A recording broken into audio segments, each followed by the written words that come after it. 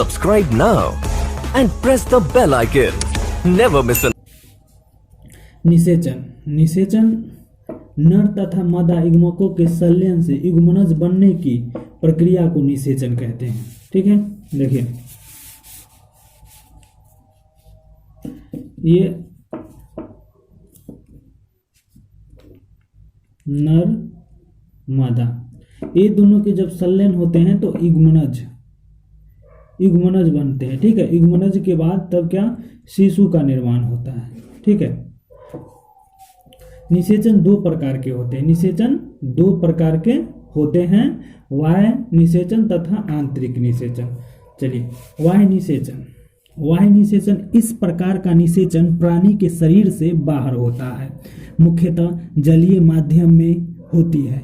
इस प्रकार का निषेचन साधारणतः देखने को मिलता है, जैसे मछली, मेढक, जेलीफिश। यानी बाह्य निषेचन जो होते हैं उस किसी भी प्राणी का जो जीव होते हैं उसे शरीर के बाहर निषेचन होता है ना, जैसे में मछली, मेढक, जेलीफिश।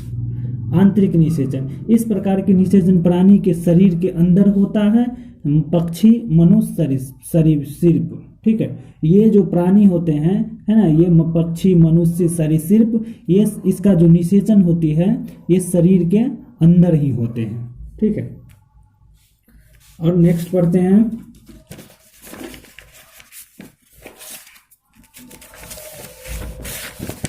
बाह्य निषेचन और आंतरिक निषेचन के अंतर। बाह्य निषेचन और आंतरिक निषेचन के अंतर।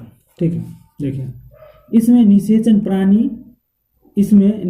प्राणी के शरीर से बाहर होता है। ठीक है, जो निषेचन प्रक्रिया होती है वो प्राणी के शरीर के बाहर होती है, लेकिन आंतरिक में क्या होते हैं, ये प्राणी के शरीर के अंदर होते हैं। दूसरा, इनकी संतानों की शिकारियों द्वारा शिकार होने का संभावना अधिक रहती है। जो इनकी नई संतान जो उत्पन्न होते हैं, इनको मतलब जो शिकारी होते हैं वो शिकार होने की संभावना अधिक बनी रहती है।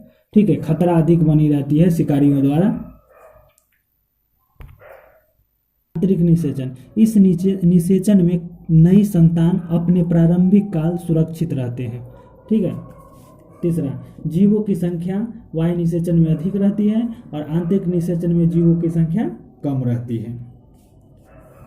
चौथा, दोनों प्रकार की युग्मक अधिक संख्या में उत्पन्न किए जाते हैं। ठीक है, नर और मादा दोनों युग्मक क्या होते हैं, उनकी संख्या अत्यधिक उत्पन्न होती है इनमें। और आंतरिक निषेचन में इसमें मादा युग्मक कम संख्या में उत्पन्न किए जाते हैं। ठीक है, आगे देखते हैं ये अनिषेक जनन। देखो ये अनिषेक जनन क्या है, बिना संलयन के नए जीव विकसित हो जाते हैं। यानी जैसे अगर नए युग्मनज जब तैयार होते हैं, निर्माण होते हैं, जब नई संतति का निर्माण होता है तो दो युग्मक की आवश्यकता होती है, लेकिन अनिषेक जनन में क्या होता है, बिना संलयन के ही। ठीक है, ये बिना संलयन के ही नए जीव की क्या होते हैं, विकसित हो जाते हैं। जैसे में मधुमक्खी, छिपकली, इस घटना को अनिषेक जनन कहते हैं। अनिषेक जनन घटना सर्वप्रथम चार्ल्स बोनेट ने 1745 ईस्वी में देखा था। ठीक है, ये चार्ल्स बोनेट 1745 ईस्वी में देखा था अनिषेक जनन। अनिषेक जनन दो प्रकार के होते हैं, एक होते हैं प्राकृतिक अनिषेक जनन और एक कृत्रिम अनिषेक जनन।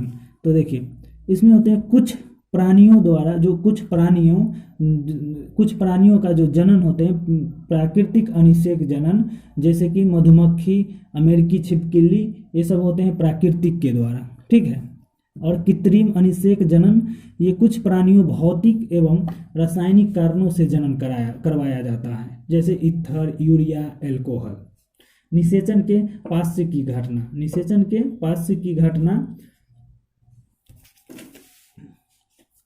निषेचन के पश्चात होने वाले घटनाओं को निषेचन पार्श्व घटनाएं कहा जाता है, जिसमें युग्मनज निर्माण एवं भ्रूण विकास प्रमुख घटनाएं हैं।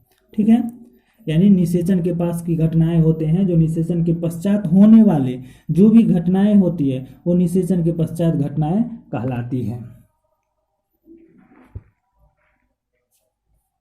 युग्मनज लैंगिक जनन करने वाले सभी जीवों में युग्मक संलयन के पश्चात द्विगुणित युग्मनज बनता है। जिन जीवों में वाय निषेचन करने वाले जीवों में यह क्रिया वाय जलीय माध्यम में होती है तथा आंतरिक निषेचन क्रिया करने वाले जीवों में यह युग्मनज मादा के शरीर के अंदर ही होता है। ठीक है। बहुत से शैवालों एवं कवकों में युग्मनज अपने आसपास की एक मोटी भित्ति बना लेती है। ठीक है। बहुत से शैवालों और कवक क्या करते हैं, जो युग्मनज अपने आसपास की एक मोटी भित्ति बना लेती है। पादप एवं जंतुओं में युग्मनज बनने के बाद या तो तुरंत विभाजित होना शुरू हो जाता है। चलिए नेक्स्ट देखते हैं भ्रूण का बनना। नेक्स्ट भ्रूण का बनना देखते हैं।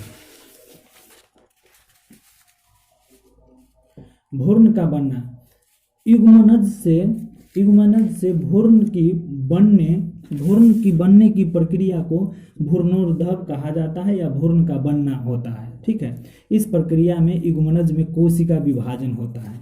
ये उत्तकों अंगों की राशि मिलकर उत्तक बनते हैं और बहुत सारे उत्तक मिलकर क्या बनते हैं, अंग बनते हैं। ठीक है। और बहुत सारे अंग मिलकर क्या बनते हैं, शरीर बनते हैं। ठीक है। चलिए अब जंतुओं में भ्रूण कैसे बनता है वो देखते हैं। भ्रूण विकास एवं भ्रूण उत्पत्ति के आधार पर दो वर्गों में विभाजित किया गया है।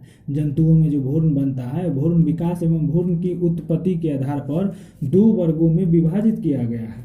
एक अंडपरजक और दूसरा सजीव परजक। ठीक है।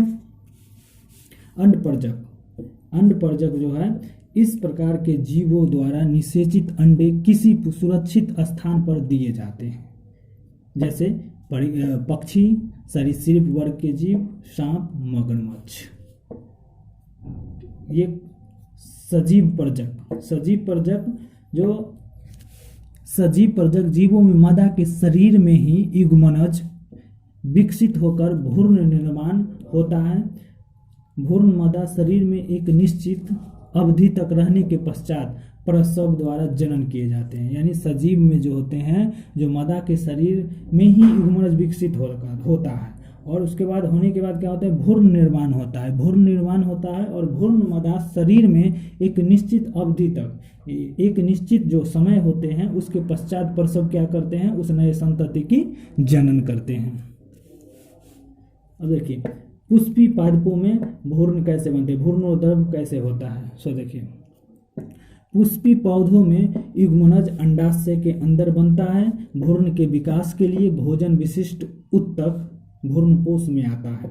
इस प्रकार के बीजांड परिपक्व होकर बीज में परिवर्तन हो जाता है। अंडाशय विकसित से फल बनता है। अंडाशय फलीभित्ति का निर्माण करता है और फलीभित्ति फल तथा बीज की सुरक्षा अंडक विकसित होकर बीज निर्माण करता है। भ्रूण बीज के अंदर होता है। ये हमारा आज का जो Subscribe now and press the bell icon. Never miss an update. डर गए? किस बात का डर है तुमको? किस बात का डर है? अरे खोने के लिए है क्या तुम्हारे पास? कुछ है? क्या है? खोने के लिए कुछ है तुम्हारे पास? तो काहे का डर